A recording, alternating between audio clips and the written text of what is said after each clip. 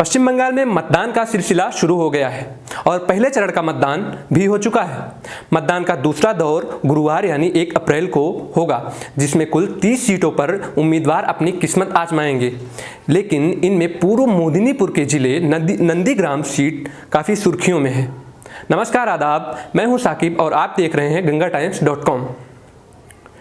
आइए जानते हैं क्या है नंदीग्राम सीट के सुर्खियों में होने की वजह, क्या समीकरण बिठाए जा रहे हैं और कैसी दांवपेच लगाई जा रही है पार्टियों के द्वारा इस सीट को अपने नाम करने के लिए।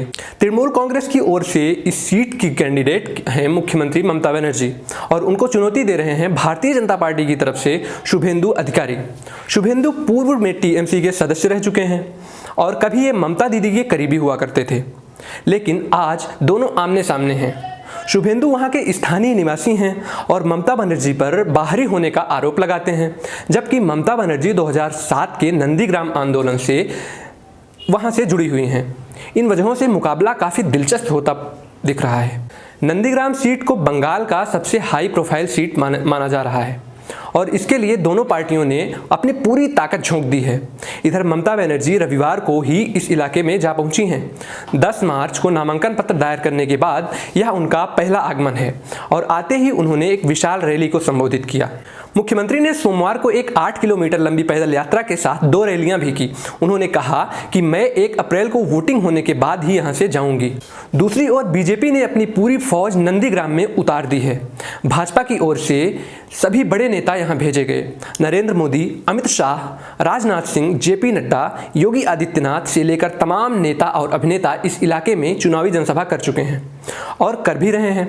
शुभेंदु ने तो यहां तक कह दिया कि अगर ममता बनर्जी को मैं कम से कम 50,000 मत से ना हराया तो सियासत से संन्यास ले लूंगा। इस प्रकार नंदीग्राम पश्चिम बंगाल विधानसभा चुनाव के अंदर एक मिनी बैटल बन चुका है। सिर्फ बंगाल ही नहीं, पूरे देश में नंदीग्राम की चर्चाएं हो रही हैं।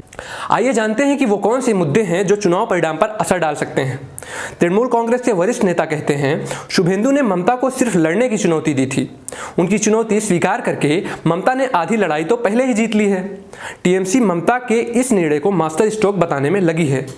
वहीं दूसरी ओर भाजपा के वरिष्ठ नेता कैलाश विजयवर्गीय कहते हैं कि शुभेंदु अधिकारी इस सीट पर ममता को आसानी से पराजित कर देंगे।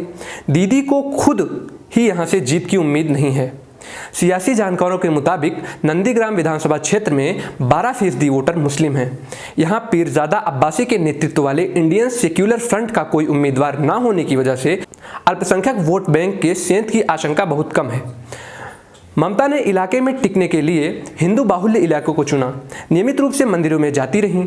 इससे वो यह संदेश देने में कामयाब रही हैं कि वो हिंदू विरोधी नहीं हैं, जैसा कि बीजेपी उन पर हमेशा आरोप लगाती रही है। बात लेफ्ट की करें तो उनकी तरफ से एक कमजोर उम्मीदवार मैदान में है। राजनीतिक समीक्षक मईदुल इस्लाम कहते हैं कि लेफ्ट ने इसके जरिए संकेत देने की कोशिश की है कि वह नंदीग्राम में ममता की हार नहीं चाहती। उसके लिए टीएमसी से बड़ी दुश्मन बीजेपी है। किसान आंदोलन के नेता भी नंदीग्राम में महापंचायत आयोजित करके बीजेपी के खिलाफ वोट ना करने की अपील कर चुके हैं। अब देखना यह है कि ममता अपनी दांवपेच से जीत हासिल कर पाती हैं या बीजेपी अपनी चाल से कामयाब होती है। शुभेंदु अधिकारी के पार्टी छोड़ने से टीएमसी को कितना नुकसान हुआ है, यह जानने के लिए फिलहाल 2 मई का इंतजार करना पड़ेगा।